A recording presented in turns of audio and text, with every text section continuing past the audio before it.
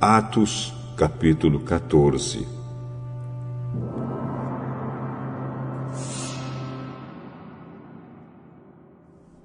A mesma coisa aconteceu na cidade de Icônio. Paulo e Barnabé entraram na sinagoga e falaram de tal maneira que muitos judeus e não-judeus creram.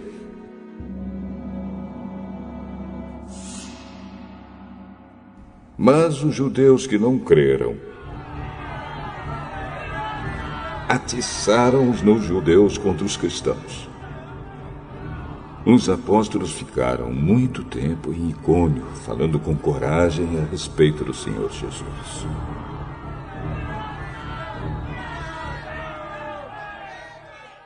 E o Senhor mostrava que a mensagem deles sobre a sua graça era verdadeira, pois ele dava a eles o poder de fazer milagres e maravilhas. Os moradores da cidade estavam divididos. Alguns apoiavam os judeus e outros eram a favor dos apóstolos. Então os não-judeus e os judeus, juntos com seus chefes, resolveram maltratar os apóstolos e matá-los a pedradas. Quando Paulo e Barnabé souberam disso, fugiram para Listra e Derbe, cidades do distrito da Licaônia, e para as regiões vizinhas. E ali anunciaram o Evangelho. Na cidade de Listra havia um homem que estava sempre sentado, porque era aleijado dos pés. Ele havia nascido aleijado e nunca tinha andado. Esse homem ouviu as palavras de Paulo, e Paulo viu que ele acreditava que podia ser curado. Então olhou firmemente para ele e disse em voz alta: "Levante-se e fique de pé." O homem pulou de pé e começou a andar. Quando o povo viu o que Paulo havia feito, começou a gritar na sua própria língua: "Os deuses tomaram a forma de homens e desceram até nós." Eles deram o nome de Júpiter a Barnabé e o de Mercúrio a Paulo, porque era Paulo quem falava.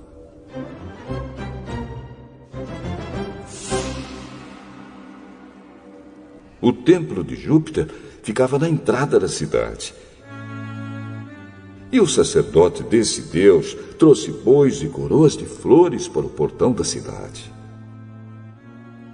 Ele e o povo queriam matar os animais numa cerimônia religiosa e oferecê-los em sacrifício a Barnabé e a Paulo. Quando os dois apóstolos souberam disso, rasgaram as suas roupas, correram para o meio da multidão e gritaram: "Amigos, por que vocês estão fazendo isso? Nós somos apenas seres humanos como vocês. Estamos aqui anunciando o Evangelho a vocês para que abandonem essas coisas que não servem para nada. Convertam seu Deus vivo que fez o céu, a terra, o mar e tudo que existe neles. No passado, Deus deixou que todos os povos andassem nos seus próprios caminhos. Mas Deus sempre mostra quem Ele é por meio das coisas boas que faz. É Ele quem manda as chuvas do céu e as colheitas no tempo certo. É Ele quem dá também alimento para vocês e enche o coração de vocês de alegria."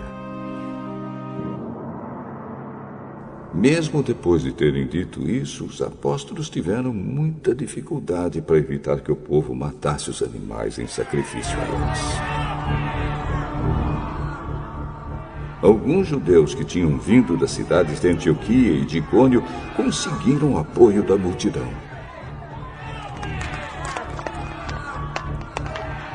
Apedrejaram Paulo e o arrastaram para fora da cidade, porque pensavam que ele tinha morrido.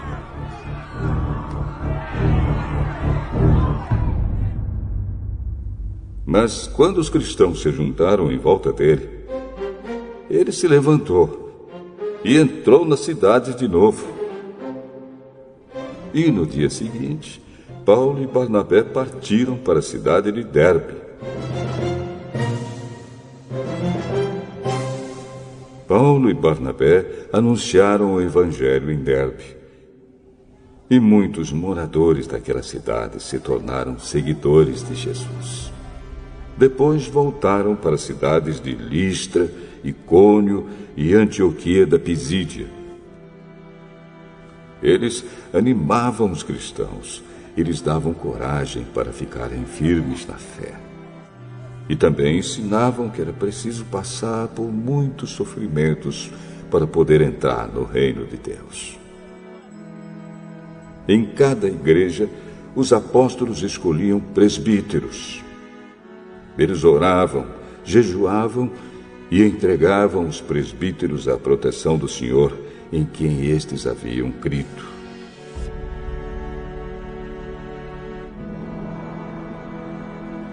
Então Paulo e Barnabé atravessaram o distrito da Pisídia e chegaram até a província da Panfilha. Anunciaram a palavra em Perge. E depois foram para o porto de Atalha. Dali foram de navio para Antioquia da Síria, onde eles haviam sido entregues aos cuidados de Deus para o trabalho que agora estavam terminando.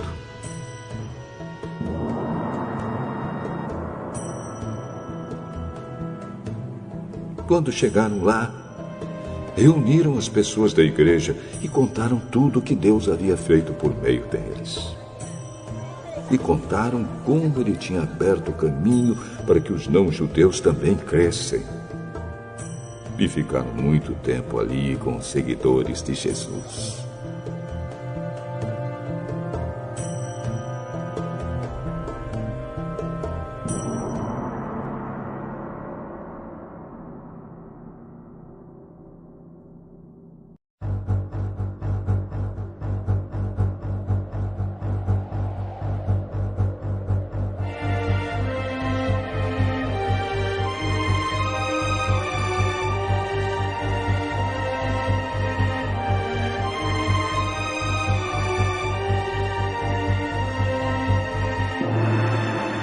Josué.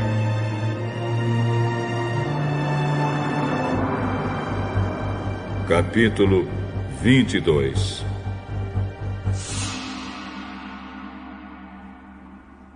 Então Josué reuniu o povo das tribos de Ruben, de Gade e de Manassés do leste e disse: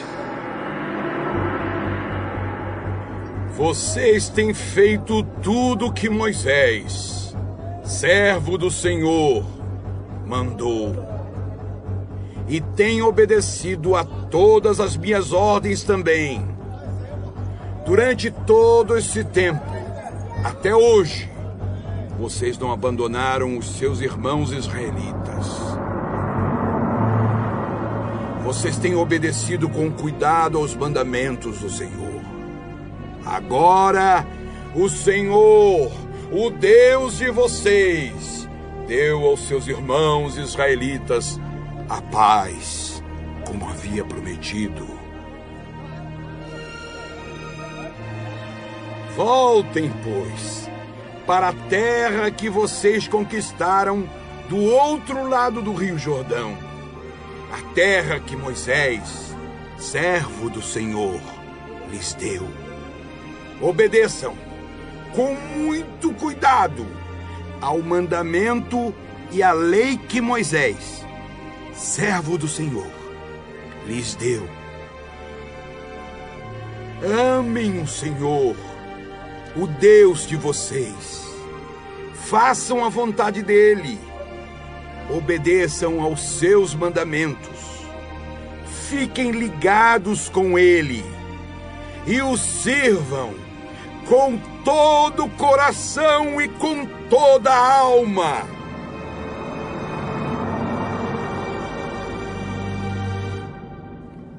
Aí Josué os abençoou e se despediu deles. E eles voltaram para casa.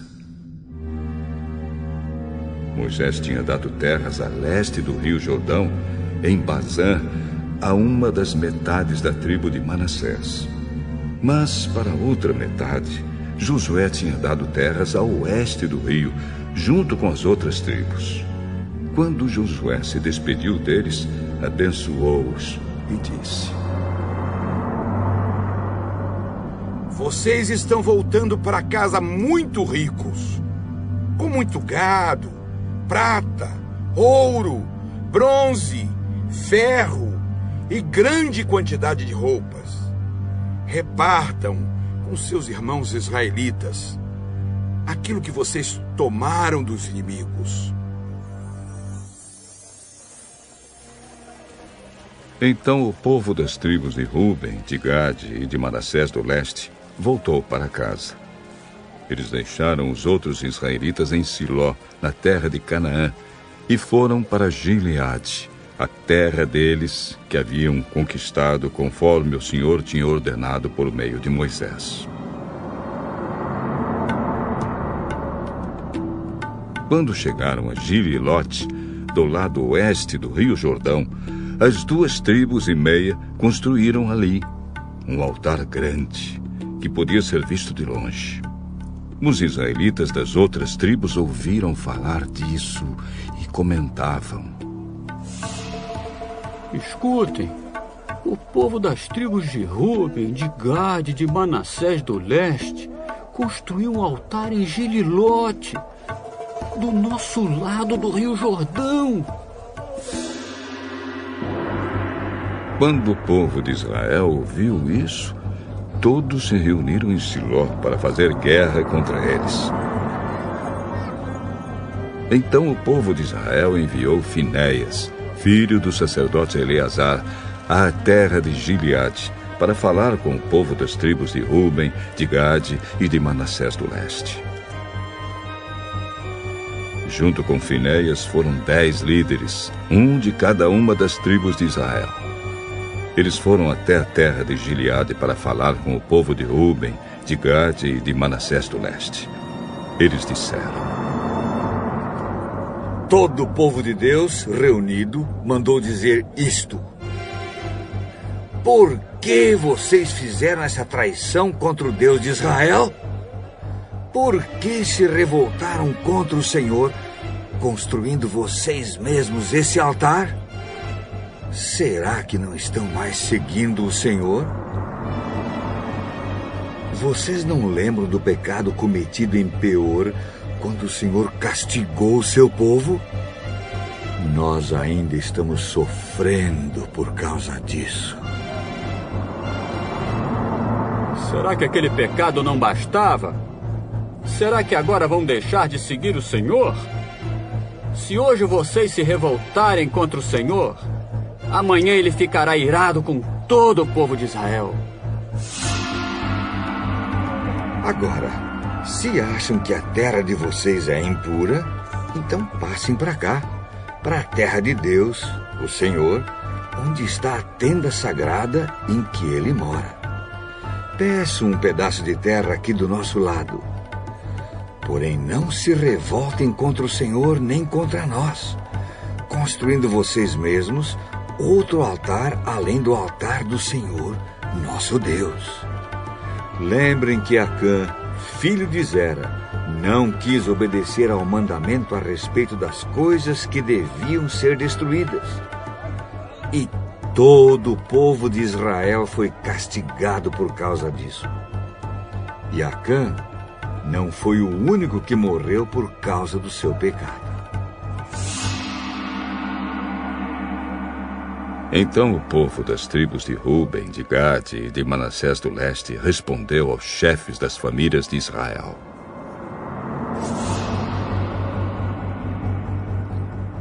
Deus é o poderoso. Ele é o Senhor. Deus é o poderoso. Ele é o Senhor. Ele sabe por que fizemos isso. E fiquem sabendo vocês também. Se nós nos revoltamos, se não fomos fiéis ao Senhor, não nos deixem continuar a viver.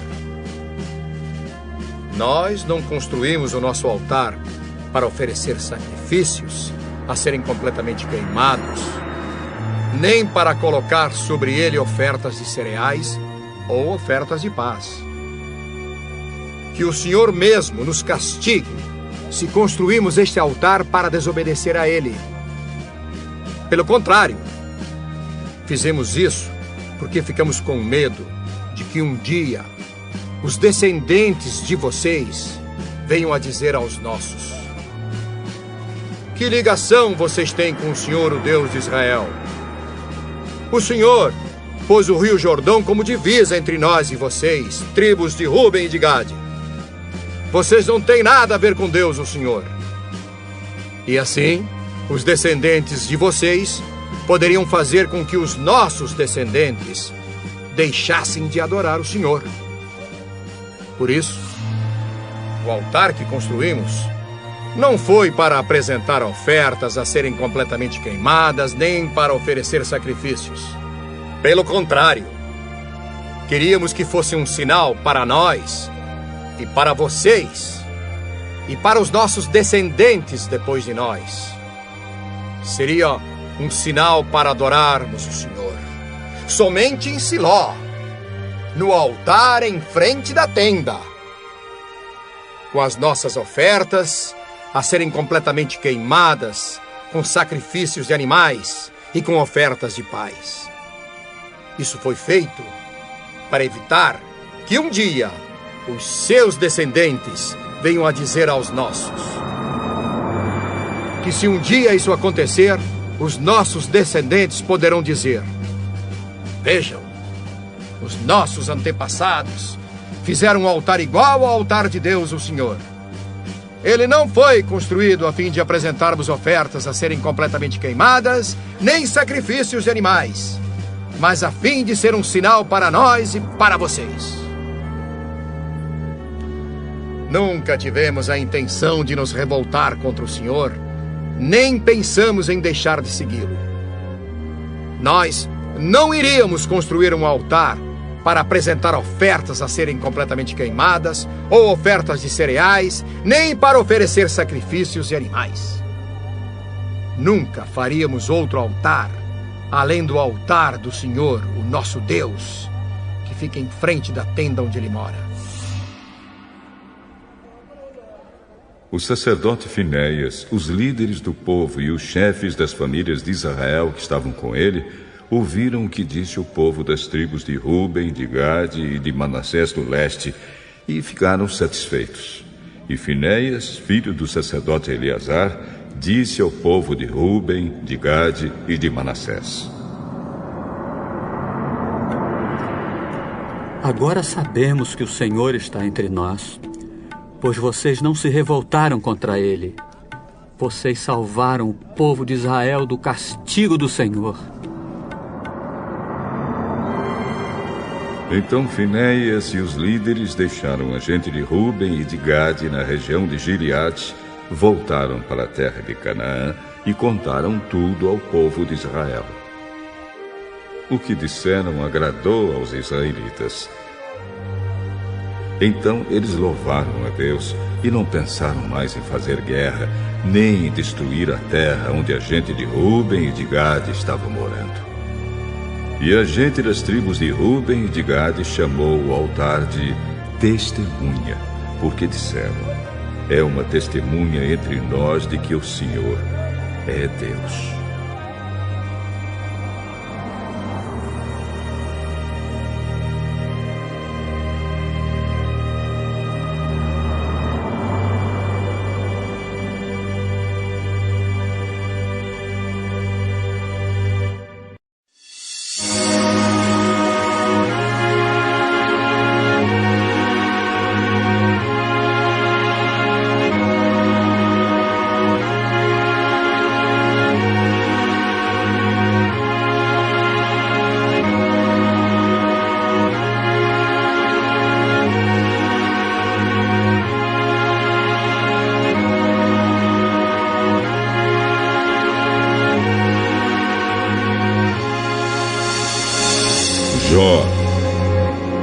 Capítulo 31.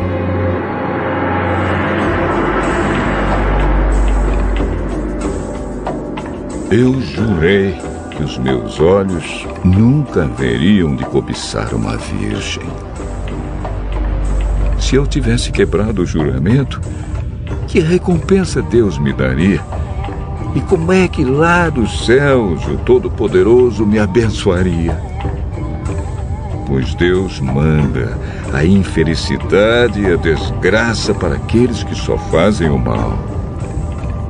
Deus sabe tudo o que eu faço. Ele vê cada passo que dou. Juro que não tenho sido falso e que nunca procurei enganar os outros.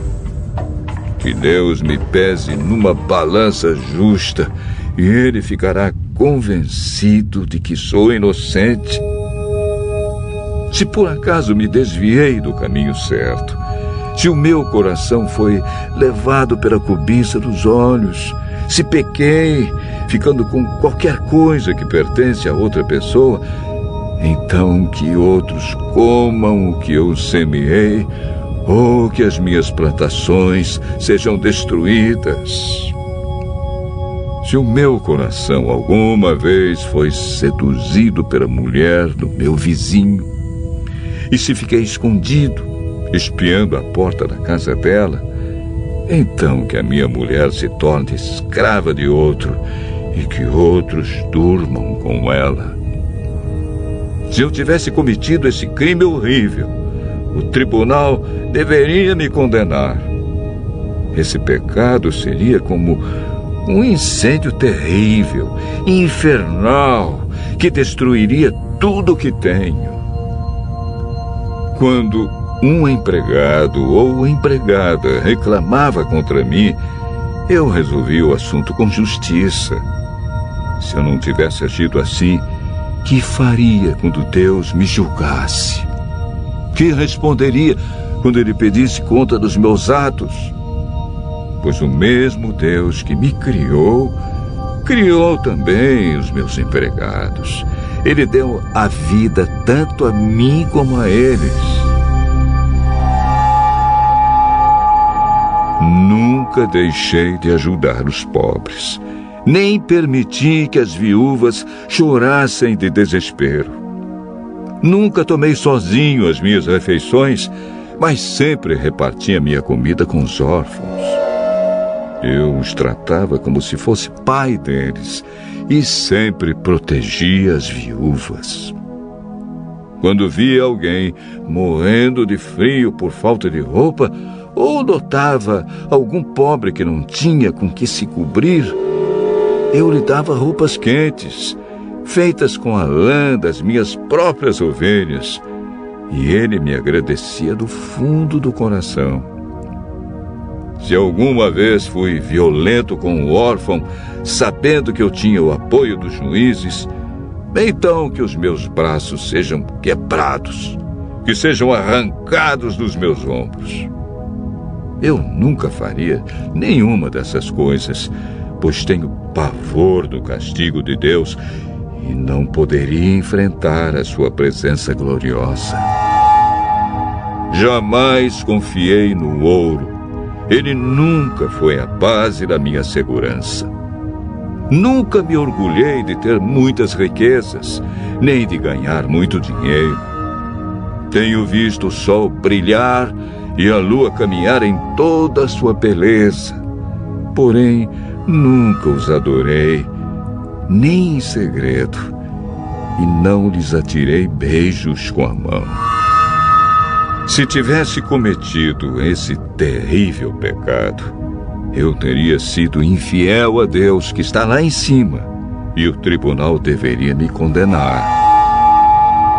Jamais me alegrei com o sofrimento dos meus inimigos, nem fiquei contente se lhes acontecia alguma desgraça. E nunca fiz uma oração pedindo a Deus que matasse algum deles. Os empregados que trabalham para mim sabem que os meus convidados comem à vontade, do bom e do melhor. Nunca deixei um estrangeiro dormir na rua, Os viajantes sempre se hospedaram na minha casa. Jamais procurei encobrir as minhas faltas, como fazem algumas pessoas, nem escondi no coração os meus pecados. Nunca tive medo daquilo que os outros poderiam dizer. Não fiquei dentro de casa, calado, com receio de que zombassem de mim. Como gostaria que alguém me ouvisse. Aqui eu termino e assino a minha defesa. Que o Todo-Poderoso me responda. Que o meu adversário escreva a acusação. E com orgulho, eu a carregarei no ombro e a porei na cabeça como se fosse uma coroa. Darei conta a Deus de todos os meus atos e na presença dele ficarei de cabeça erguida. As minhas terras nunca choraram, nem gritaram ao céu contra mim. Pois, se comi os seus frutos, sempre paguei os trabalhadores como devia e jamais deixei que morressem de fome. Se não estou dizendo a verdade, então que nas minhas terras cresçam espinhos em vez de trigo e mato em vez de cevada. Aqui terminam as palavras de Jó.